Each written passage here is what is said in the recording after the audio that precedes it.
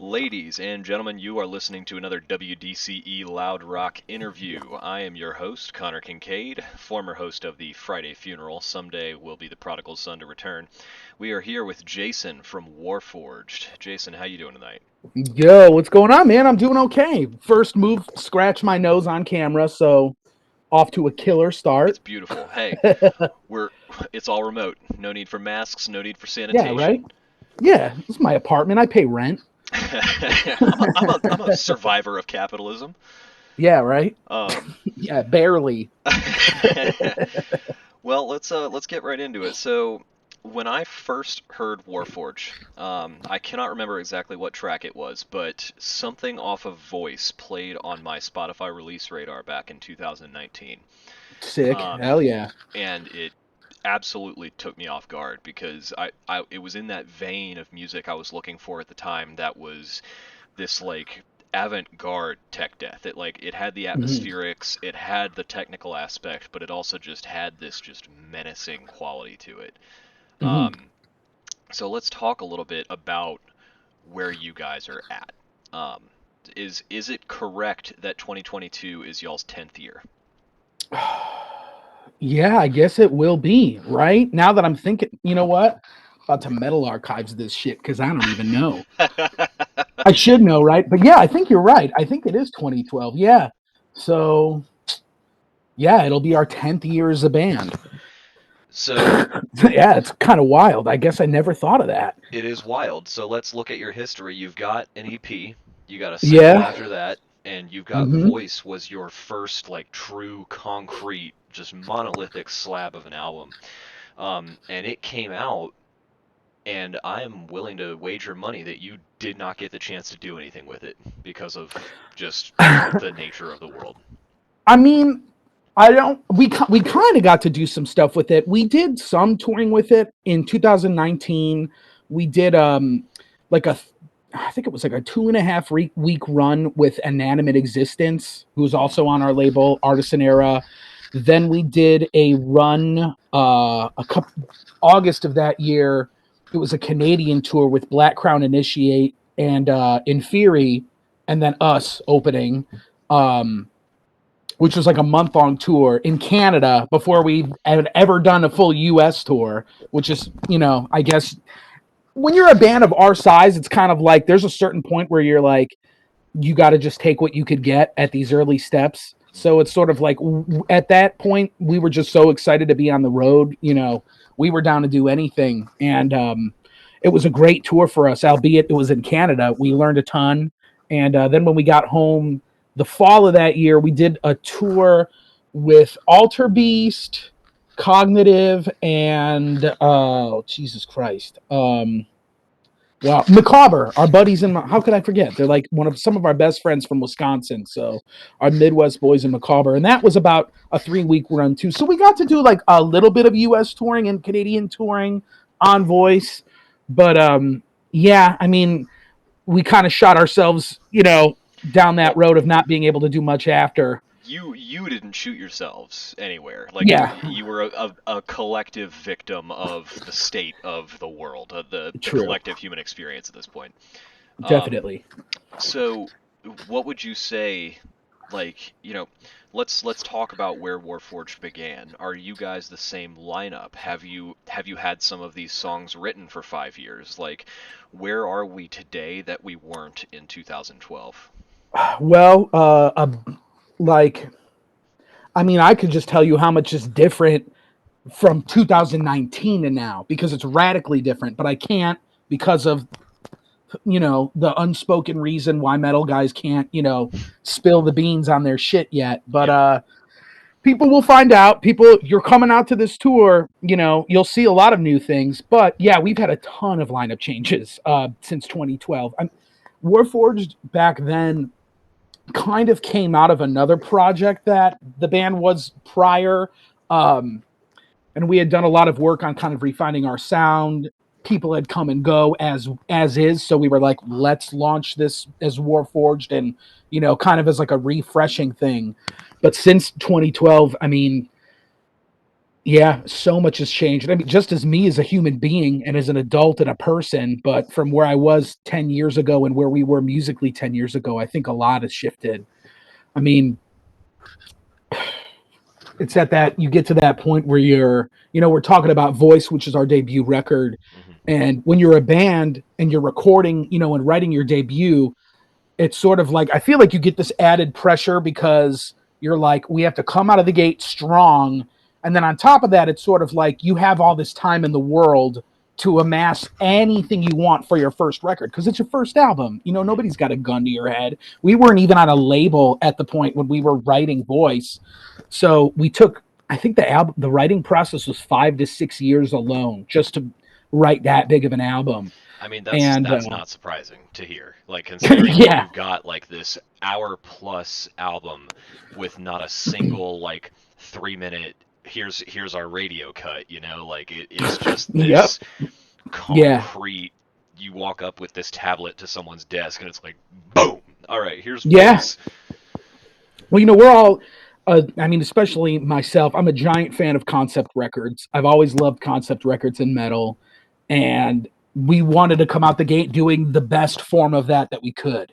So, musically, lyrically, the whole atmosphere of it, it was like the whole video process we did. I mean, it was a lot of time and a lot of hard work.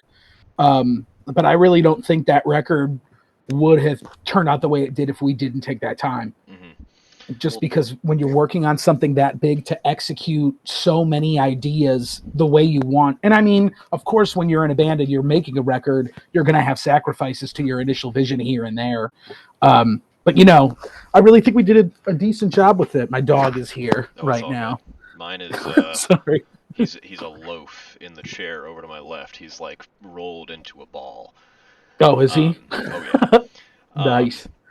so let's talk about Voice a little bit because it's very much almost a playbook for unconventional song structures. Um, Right. would you say it is easier to simply let the song flow and just be like, oh, that's what comes next, and have these weird songs that don't have a chorus and have these long, extended, just evil atmospheric passages? Or is it harder because you just don't have the easy, like, oh, second chorus here button? Like, is it harder or easier or somewhere in between? You know what? It's a first off, this is such a fucking killer question, dude. This is an awesome question. Like, if you should be getting paid to be asking questions like that. It's so sick. Look, my But dream is just to be like the Hot Ones host, but for me. dude, I So, fucking love wings. If we had that right in front of us, look, it would be you, ethereal. me, Pittsburgh, we'll make it happen. Yo, fuck yeah, I'm down. Are you coming out to the show? I I'm think gonna be that's in the last Pittsburgh. show of the tour. Yeah, Fuck we'll be there. yeah. That's gonna be a crazy night. Yeah, We let's will talk definitely about the do it. tour. But to answer your question, I think in the context of how the songs were written on voice, for voice, it definitely fit more along the lines of you were talking about, sort of letting the song kind of take its own life. Was pretty much the process that we went through with all of the songs on that album. It was sort of like they pieced themselves together the way it made the most sense. And it started in the way where, at first when we were writing this record, we knew we really wanted to take a big break, a big step away from traditional song structures and just, limiting ourselves to a structure in a sense, which is a big challenge as songwriters. So the songs we had written towards the beginning of that album really had a lot of that in mind, to where I felt like by the time we were kind of in the middle and towards the end of the writing process, it had become so natural to us that the last few songs were written for that record. It came a lot more seamlessly because we were so used to kind of not limiting ourselves in the context of a certain structure. So And it's every sort of song how was written chronologically. Yes, actually, every song except the last song, except "Color of My Memory," was Hmm. actually one of the first things that was written for this album. Right after we had put out our last EP, "Essence of the Land," Hmm. Adrian had come to me with that whole first opening section and opening riff of that song, and we knew then. I mean, right then and there, we were like, "This is going to be on the last song of the record." we had that concretely there. And it's funny because I listen back to it now and I feel like that moment on the record and that song in particular is the most like our EP, probably because most of it was written, first. But yeah, I would say that was where we were. I will say now, and I'll make fuck it. You know what? We'll drop the exclusive here. Our next album is not a concept record. Okay. The next album we chose to try and push ourselves in a different direction, just because when you're an artist, we get to that point where it's like we go so much in a certain direction that it just gets to this point where we run out of gas. You run out of gas to a certain degree, and I really think that the band now is kind of at this point where we're really trying to live in the now, I would say. I've been really inspired creatively by a lot of artists that sort of, when they're releasing music, they're trying to make the most accurate current representations of themselves. And I think that sometimes in metal, that could be a rare thing to see, like when you're writing an album for a concept record, I feel like the music that you write it has to fit the concept. The concept is what comes first. It's what's the priority. But when you write music in a different, without, this big strict concept line, it leaves a little bit more room open, but then at the same time, it almost keeps you on a tighter leash to try and write the best things that you can write. And I would say that that's kind of the shift, I would say, between Voice and now. And just for a multitude of reasons, especially because once you become a band that wants to tour nationally on a semi-regular basis, you can't exactly take 6 years to write a record, Very fair. in between the tour cycles. So it's just kind of like, I think the idea was to challenge ourselves in take an approach we've never done as a band before.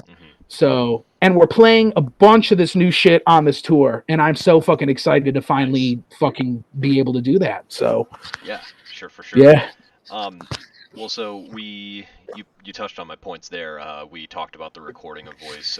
Well, actually, uh, when you were touring, those brief tours you did do for Voice, Mm-hmm. like, and speaking of which, Black Crown Initiate, very much in that vein I was speaking of, where it's like that avant-garde new wave of tech death, like Mm-hmm.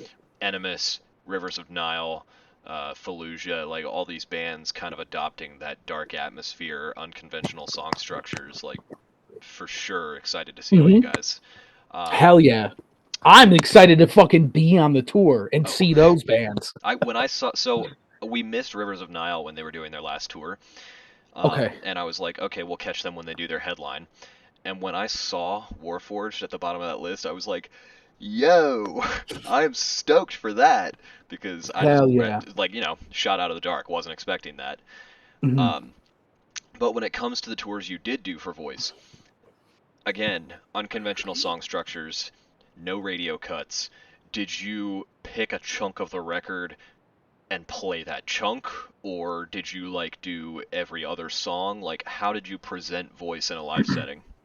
So what we did was, instead of trying to like focus on how we could execute the songs as close to the record as possible, we kind of took this approach to try and create a different live experience just for the band in general. So for the first few tours we did, and a lot of those tours, we created set lists where we would have songs kind of weave into one another, to the point where we were actually taking some time to write sections to bridge songs together. Like we had bridged shit, I don't even remember which tour it was, but there was a tour where we had bridged um, a song in the middle of, I think it was, we played from our EP, we played, I wish I could remember our song names. It'd be a beautiful thing. One time I was interviewing Yeah. Tommy Rogers from BT Bam, and I Uh-huh. opened with a question from lyrics he wrote, and he was like, "Oh shit, did I write that?" Yeah. Like,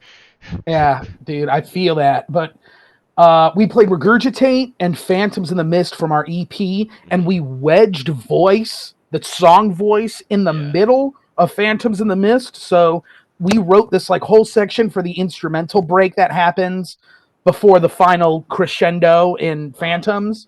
and we just shoved voice in there, and then right out of voice we wrote a transition to get to the end of the finish up Phantoms in the Mist. It was like this whole thing that was very stressful, but I'm very glad we did it. That is super cool. That sounds like something Yeah. that would have been a sight to see. Yeah, so we've tried to fuck around with that before, where we've sort of messed around with the compositions a bit to try and make them a little bit more of a unique experience for seeing it in the live setting.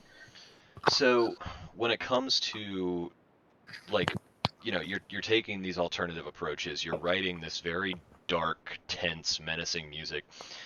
the the vibes that I get are always very much they remind me of things like the soundtracks for Midsummer, the soundtracks for The Green Knight, or like A24 stuff, Hereditary. Hell yeah. Um, and it almost makes me want to call this subgenre like art house metal.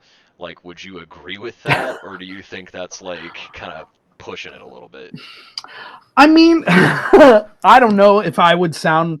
I don't know if I, as an artist, I feel like I could even make a claim on what to categorize anything, but I Absolutely. would definitely say things of that nature were very, very heavily inspirational to Voice as a record. Movies. I mean, Midsummer wasn't even out, I don't think, when Voice came out, but very much that It's true. atmosphere, that eeriness, and that underlying almost subconscious layer of like menacing. Hmm. Feeling something menacing. It's Like, dread. It's just constant yeah, dread throughout the whole thing. we're huge fucking David Lynch fans. I'm a huge fucking David Lynch fan. I love Twin Peaks. There's a heavy influence from him on our music, especially in the video of Voice too. Like, we're big into that kind of stuff, and yeah, it was just a record that I feel like overall at the core of it, we just wanted it to be a more of a deeper experience than you would get from a lot of music, because we had the time to do that, and yeah, does that answer the question? Yeah, Hopefully. absolutely. Hey, it's a conversation. Like I said, Yeah. tangents. So Voice is a concept record. I have Mhm. not seen the videos myself. Tell me about the story. Like what, or rather, how much would you be willing to tell me about the story, and how much do you want me to just repeated listens find it out for myself? I mean, the story itself is sort of, it's pretty directive, but it's at the same time it is very open to interpretation. It's essentially about it's most of it is told between two characters, which is the first person perspective of whoever the main character is, like the protagonist, I would say. Now the other character is the hag, which is essentially a figure from an old mythological representations of sleep paralysis. I Okay. forget exactly which culture, and I'm a little stoned, so it doesn't help me either. But Hey, like, it's there's okay. That terrifies me just from you saying that, because I've had sleep paralysis my entire life, so I'll never yeah, listen to Voice the same way ever yeah, again. heavily in. It's so the entire album is a sleep paralysis dream. Essentially, it's about a guy having Great. a sleep paralysis dream, Great. and everything he encounters within the record and within the setting, it's almost like an island he's on. Within the setting of this place he's at, every single song is a different reflection of the subconscious parts of his life, which I would say are very much based on real experiences Adrian and I had just growing up and being a human being. Well, so here's the question. Do either of you still suffer from sleep paralysis? You know what? I've only had a couple experiences with it myself when I was younger. I haven't had it in years, especially from smoking lots of weed. It's definitely helped get rid of that type Absolutely. of stuff. But and Adrian too. I think he hasn't had it in a while. But I know from time to time we'll talk about it and it'll mention that he's had a sleep paralysis dream. But I don't think to the extent that he used to have before. Especially when we like would first start writing this. Uh-huh. Um, and yeah, but it's fucking scary shit, dude. Tell you It's what, not fun. I'll give you one for free, all right? You can Yeah. use this for a song on the next record. Okay. So, the earliest sleep, I recall every single one vividly. I've had them my whole Uh life. huh. The first one I ever had, I have this sensation that I am awake. I can't move. I can hear myself trying to scream. That like, Hmm. and then like your hands are clenching, but you can't really move them. and then this sense of overwhelming dread suddenly hits you, and you're suddenly able to open your eyes.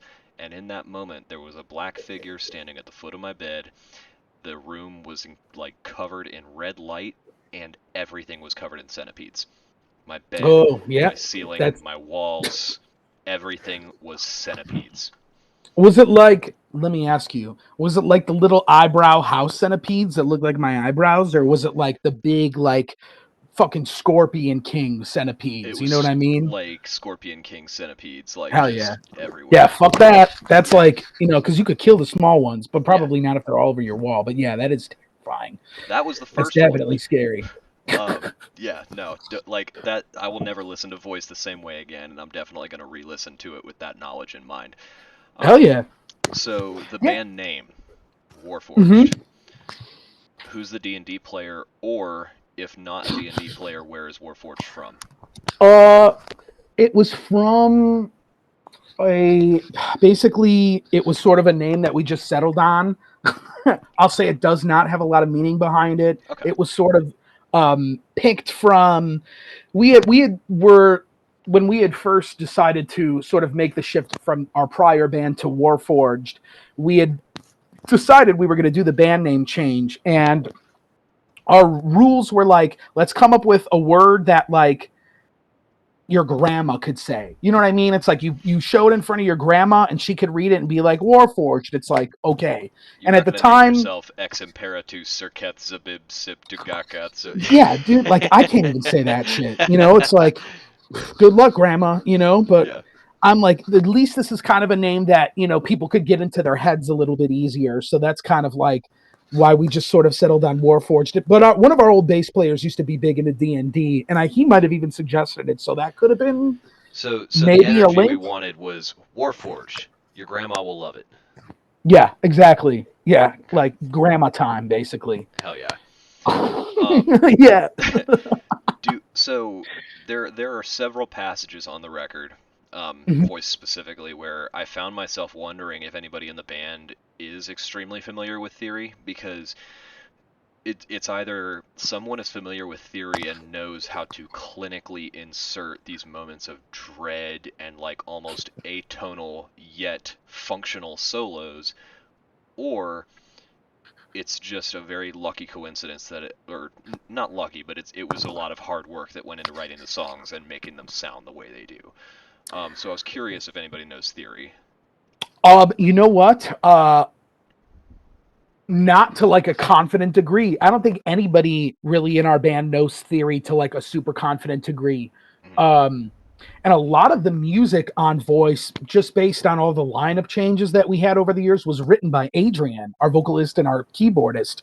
And the funny thing is, I feel like a lot of that sense of dread, a lot of the odd timings, a lot of the odd structures, a lot of it came from Adrian being a pianist and a keyboardist and writing these songs as opposed to being, writing guitar riffs on a guitar or drum patterns on the drums. Mhm. Um, so yeah, it actually it's like the opposite. It's like we don't know theory, and it was more of like we were just like taking shots in the dark at trying to do something different and trying to really create like that feeling of uncomfortability. Like, have you ever listened? You ever fuck with that band Portal at all? I've heard the name. I can't say I've listened to them.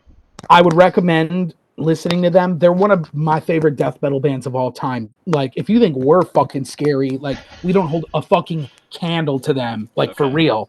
And I'm not just trying to gas them up. I think for Warforged in general, I would say they've definitely been a big inspiration over the years. But um, I remember when Adrian and I were first kind of getting our feet wet with Warforged and deciding the direction we wanted to take. We had known from the get go we just wanted to do something at heart different. If we had ever gotten to a point where we were like, this sounds like something else, or this sounds like something that we didn't feel right, it was sort of like it would make the cut then.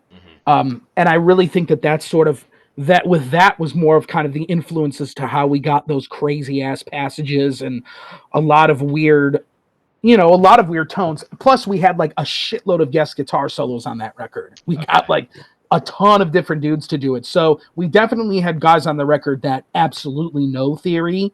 Hmm. So certain solo sections, like we had Kevin from Gore Guts and Dysrhythmia do a guest solo, which is fucking Was crazy. was he on it's the second to last track, the one before the color of my memory. That's Old Friend. No, that was actually, we have two guys doing guest solos on that. One of them is Timon from, he used to be in Cynic. He was on Traced in Air, and Okay. he was also in that project Exevius. I forget The what his jazziness current of it project is is what called. really threw me for a loop. I was like, whoever Yeah. played this knows what they're doing. Oh yeah. I mean, that dude's like the best in the game when it comes to that shit in metal. So that's why we hit him up and we were like, "Yo, are you down?" And he was. And then the second half, the second solo in that song, the second guest solo is the guitar player for my other band, Roman Ring. His name's Nate Madden, and he also plays in a band called Immortal Bird from Chicago. That is the shit. If you haven't heard them, I recommend checking them out Okay, too. we'll interview them next. Um, Yeah.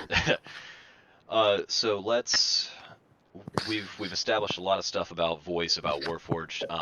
The upcoming tour is, as we exchanged on Instagram, extremely stacked.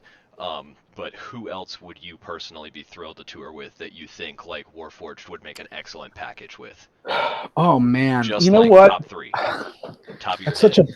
a it's such a hard question because like I'd have different answers for so many different eras of this band. Hmm. Like if we were touring on Voice, I always thought it would be sick if we got to tour with like Imperial Triumphant or Artificial Brain Hmm. or I don't know, like a dream tour with Gore Guts or something, Yeah. or my personal dream tour of like Disgorge reforming and we get to tour with them. Although that'll probably never happen. But I think that would have been cool.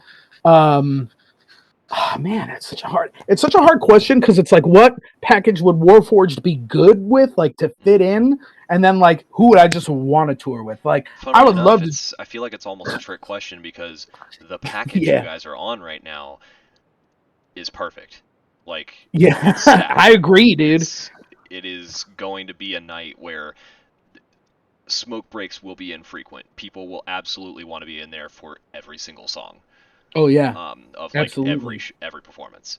Yeah. Um, so one question, I always ask this to every person I interview: if you could write or rewrite the score to any book, movie, or video game, what would you want it to be and why?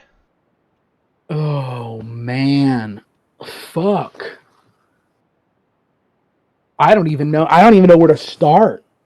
If I could rewrite the score to a movie or book, I would have to think of something that I wouldn't. Does it have to be something I don't like, or could it be something I do like? It could be something you love, something you don't like, or like if it's a book, it's something that doesn't have a score that you would want people to listen to while they're reading it. Yeah, okay, I got it. I think a six score would be if there was a movie made for it, a really, really cool book called House of Leaves. Okay. It's a very like it's definitely a very avant-garde book. Like there's certain sections where you're flipping it upside down to like read certain passages. If you're into reading and you're into fiction, I'd highly recommend checking that book out. It's very, very along those like that Warforged vibe. Who's the So author? House of Leaves um, by. I'm gonna look it up right now. I forget. I know his the first name is Daniel, but he's a Eastern European fella, so I know he's got one of them fancy last names. I'm Eastern European as well, but my last name is just Nitz, so it's very Gotcha. succinct and boring. Uh, Daniel. Um, it's Mark Danielowski. So I was wrong. It's not Dan. Got it Gotcha. confused. Mark Yeah. Danielewski, House of Leaves. Mm-hmm. Yeah, It's very sweet. That would be my choice. So excellent. yeah. So we also kind of talked about my last question a little bit already. We know like what's next for Warforged. You guys are kind of trying to take yourselves in a different direction. You've got this tour coming up. It is a very comprehensive tour. There's a lot of dates on there, lots of chances to make new fans. What kind of Hmm. merch are we looking at? You guys press any vinyl? Like, are you guys just plugging some shirts? What are we looking at? We should have vinyl. We'll have some vinyl on the tour. I think whatever stock we have left will be on the tour, which we do still have some. Um, we'll be having a ton of shirts. It's funny that we're talking about this because I'm literally about to get on the horn to start. Like, I'm already communicating with a bunch of different designers to get some Hmm. designs done for this tour. Well, you So, save me one of those voice vinyls because it will be mine in Pittsburgh. all right, you got it, man. Yeah, you Um, got it, dude.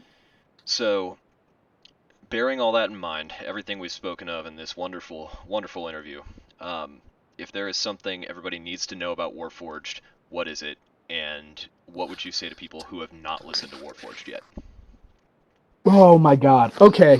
What I would say to people who have not listened to Warforged yet, and probably for people at this point who have listened to Warforged, I would just say expect the unexpected. Um, we have, I mean, it's so funny because I keep thinking, I always rack around this in my brain because it's like one of those things where, when a band is working on something new, it's like you don't want to spill the details, but you're so excited about it that it's Hmm. like, how can you not? But we're working on another record. It's almost done at this point. Like while I'm talking to you right now, it's getting done. Hmm. Um, it's gonna be different. But I think, in my opinion, it's some of our that I mean, everybody says that it's cliche, but it's some of the best stuff we've ever done. Cool. It's definitely a bit more out of I think the expectation zone people might have for Warforged, but I love that at the same time. And it's like, we shook shit up with voice. We're shaking shit up with whatever the hell else is coming out. So Beautiful. yeah, Well, ladies and gentlemen, you heard it here first. This has been Connor with WDCE 90.1 FM and Jason from Warforged. Jason, what do you play? I play drums. Okay, we never established that. I love Yeah, when we have a drummer that's actually like a front-facing member of the band. It's not as often as you would think, right? Like you feel like drummers yeah. half the time like avoid the interviews. They don't talk to people. I mean, I love him. I love doing the interviews. I, I also, I don't know. I write a lot of the lyrics in the band, so it's sort of like, you know, one of those things where I don't mind doing the press stuff. I mean, we all like doing it, so Final question that I we're forgot to lucky. ask. Sure. What came first, the music or the lyrics? Both. I'm gonna say both Okay. because sometimes I'll have lyrics that come first that I'm just like these are fire and I'm using them, and sometimes I'm inspired by the music enough to write the lyrics. Hmm. So I would say it's a juggle. Honestly, it's Cool. kind of like a give and take because sometimes I feel like I write the best shit when it's like I get the song sent to me and I'm just like, fuck. It's just like like your brain explodes and the ideas are flowing. But then sometimes I'll just be like, I'll wake up at 4 in the morning and I think of something and I'm like, I'm writing this down because I think it's a cool line, and then I'll look at it the next morning and debate if it is cool or if it's just like I don't even know what the fuck I was trying to say. It's like Jerry with his joke. Yeah, Um, exactly. Get that joke in the middle of the night. All right, ladies and gentlemen, you heard it here first. This has been Yeah. a WDCE Loud Rock interview with Warforged, and you stay brutal.